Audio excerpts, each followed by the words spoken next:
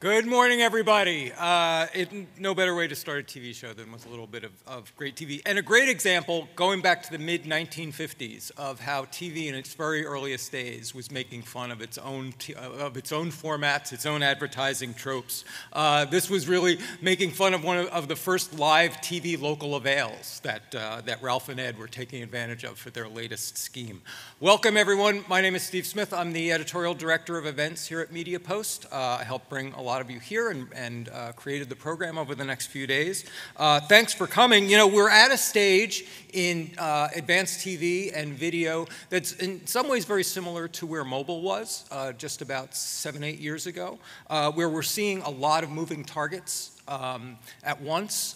Not only are we seeing tremendous changes in technology, obviously rapid growth in OTT that we'll be talking a lot about over the next few days, but also we're seeing new habits emerge in the same ways we did around mobile just a few years ago, but also new and emerging streams like, of course, cord cutting, live streaming apps, new patterns of SVOD and VOD. But it strikes me as a bit of a misnomer as we go into this age. I hear a lot about people sort of saying pretty commonly that consumers don't really care where their video comes from. And in many ways, I'm not sure that's true. I think that's, in fact, one of the moving targets right now, is we are changing habits pretty rapidly. We're trying to figure out where we want to watch our video and what platforms, what the contexts are. All of our behaviors are in flux. It's multiple moving targets all at once, in many ways what we saw in mobile just a few years ago. Media experiences, remember, think about how far we've come. Media experiences throughout the last century were dictated by time and space. Everything from morning and evening newspaper reading to drive time radio to TV day parts. Even the first decades of the internet, we tended to divide into home, school, and office contexts. And that's really what's blown apart for all of us just in this last 10 years, is we've seen media untethered from context. We've seen it untethered from time and place. And that's going to change everything. And we're really in the middle of something that is hard to foresee how it shakes out, because habits are changing, and our ways and our modes and our contexts are all in flux. And I don't envy you what you're about to enter into in trying to follow all those multiple moving targets, but it's one of the things that this event is all about, is we have to test and learn. We have to see the ways in which different formats are evolving and also different behaviors to match them. And that's what we'll be doing over the next few days. I wanted to set the table before we start the content today with a few basic stats, but also some words from you that you were feeding me over the last few days.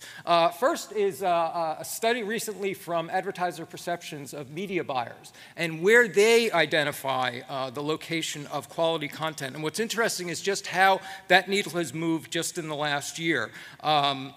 Not only did TV network players not only went up in advertisers' mind in the last year, but it swapped places with social video after, of course, the struggles with the PR struggles that social video had, as well as measurement woes. 33% ranked TV first in quality in 2017, up from 28% in 2016.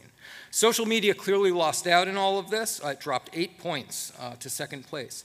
Individual publishers, again, we're sort of seeing this move towards quality as we see individual publishers gained and swapped places with video platforms, clearly a move back to some traditional contexts and a bit of a disenchantment with tech-driven solutions. It's also interesting that the same survey found that only 53% of TV buyers plan holistically across both TV and digital. 47% are still planning TV separately. And yet, most of the buyers say they would love to see more integrated solutions that allow them to do all at once. But we're still in a pretty fairly siloed situation.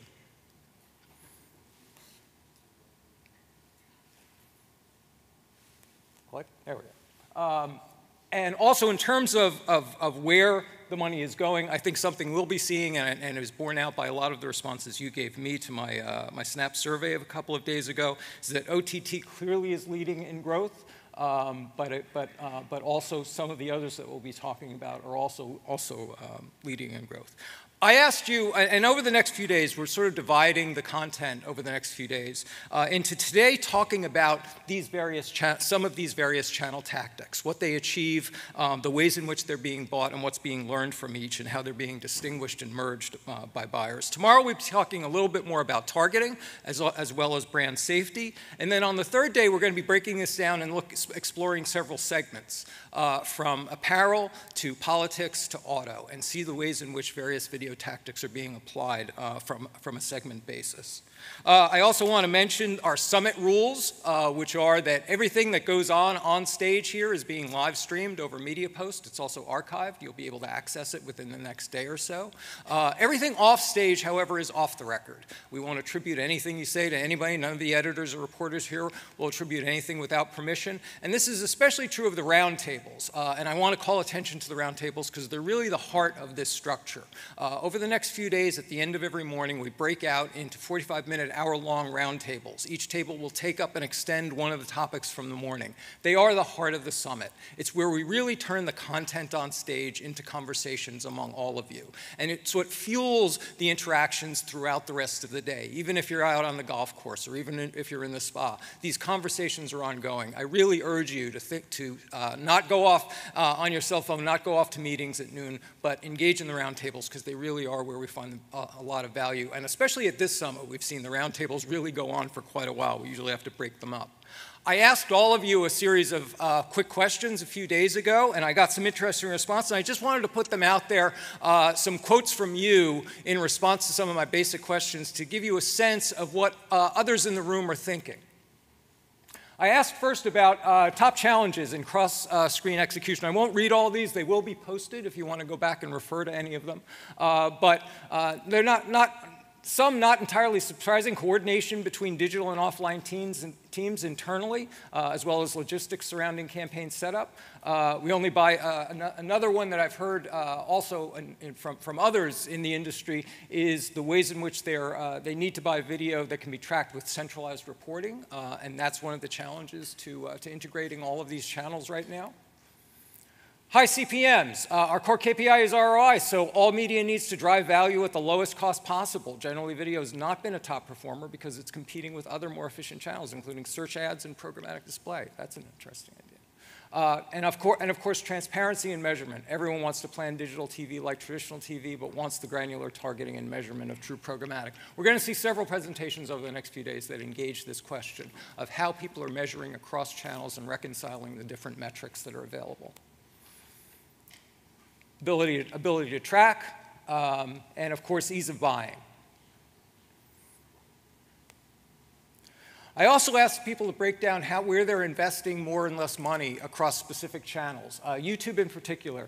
And it's interesting, quite a variety of views here, but many qualified. Those who were putting more money into YouTube were qualifying it. So some were putting more, some were putting much less. It's interesting, this comment, our current clients have seen limited success in YouTube as it relates to actual purchases. So tracking off of YouTube is interesting. But then again, more opinions like this, more but via curated buys, not Google preferred or TrueView, more provided brand safety issues are truly resolved. And then I asked about OTT, where almost everyone seems to be investing more money, and almost all are citing cord cutters, needing to look for more audiences that are not accessible to traditional TV.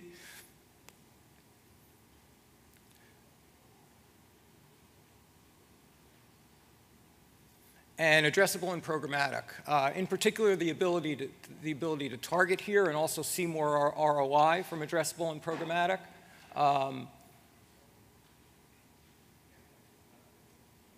Ability to personalize content, which is an interesting piece that I think we'll be talking about tomorrow. And then finally, I asked where you've been surprised by growth over the last few years. Advanced programmatic TV and original content creation by OTT. There's a lot of sentiment around OTT and the ways in which it's diversified over the last few years. 6-second video. This is something that I hope we get to talk about over the next few days, is shifting formats and what sort of performance anyone who's testing those smaller formats may be seeing.